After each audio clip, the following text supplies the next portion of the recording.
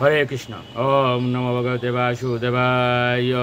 ওম নমো ভগবতে বাসুদেবায়। ওম নমো ভগবতে বাসুদেবায়। শ্রীমদ্ ভাগবত প্রথম স্কন্ধ সৃষ্টি চতুর্দশ অধ্যায়। শ্রীকৃষ্ণের তিরোধান লীলা। শ্লোক 1।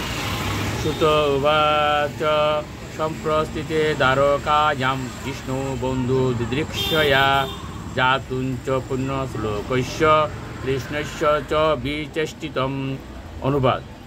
শ্রী সুত গোস্বামী বললেন, শ্রীকৃষ্ণ এবং অন্যান্য বন্ধুদের দর্শন করার জন্য এবং পূর্ণ শ্লোক শ্রীকৃষ্ণের চরিত্র পরবর্তী অভিপ্রায় জানবার জন্য অর্জুন দ্বারকায় গিয়েছিলেন। শ্লোক 2। ব্যতীতাহ কতিচিৎ মাসাস্তদানায়াৎ ততু অর্জুন তদর্শ গুরুরূপাণি নিমিত্তানি ক্রুদ্ধঃ। অনুবাদ। কয়েক মাস গত হলেও অর্জুন ফিরে এলেন না। মহারাজ যুধিষ্ঠির তখন ভয়ঙ্কর অনিষ্টসূচক অমঙ্গল চিহ্নাদি দর্শন করতে লাগলেন। শ্লোক 3।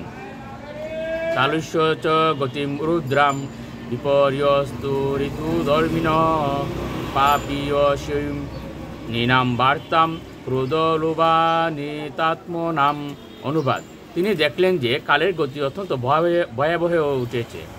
ঋতুগুলির ধর্ম বিপর্যস্ত হয়েছে। ক্রোধ, লোভ ও মিথ্যা সমস্ত মানুষদের প্রবৃত্ত হয়ে উঠেছে এবং সেই জন্য তারা পাপের পথ অনুসরণ করে জীবিকা নির্বাহ করতে আরম্ভ করেছে। শ্লোক 4। জিন্ম প্রায়ম ব্যবহৃতম সাক্ষ্য মিশ্রঞ্চ সৌহৃদম পিতৃমাতৃ সরিৎভাতৃ দম্পতিনাঞ্চ কল্কনম। অনুবাদ। বন্ধুদের মধ্যে সমস্ত স্বাভাবিক আদান প্রদান এবং আচরণাদি কপটতাপূর্ণ এবং সততায় কলুষিত হয়ে উঠল।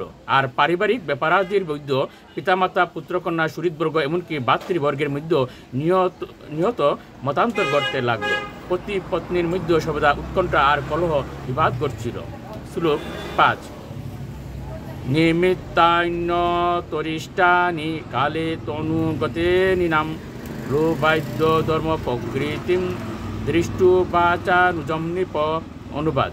কালক্রমে এমন হয়ে উঠল যে লোকেরা মোটামুটি লোভ, ক্রোধ আর দম্ভে রপ্ত হয়ে উঠে পড়েছিল। এইসব অশুভ লক্ষণাদি দেখে যুধিষ্ঠির মহারাজ তার ছোট ভাইকে বললেন, হরে কৃষ্ণ।